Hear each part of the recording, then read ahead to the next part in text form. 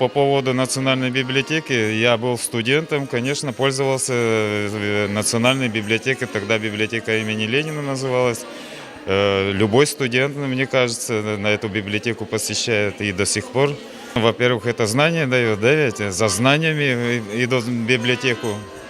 Ну и знания, развлечения, скажем, по интересам тоже литература. Ну и что-то новое изучать. Ну, в данный момент возможности нету. Ну, сейчас и интернет, если скажем, но библиотекой у себя, конечно, пользуемся.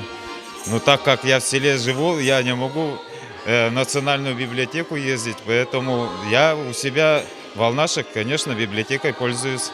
Как вы видите библиотеку будущего? Ну, библиотека в будущем, конечно, книжное издательство, может быть, на второй план уже уйдет. Это все, как бы, скажем, через компьютер уже люди могут читать. И сейчас уже, да, ведь? Но все равно вот это писательское дело, скажем, никогда не умрет. Все равно люди будут читать.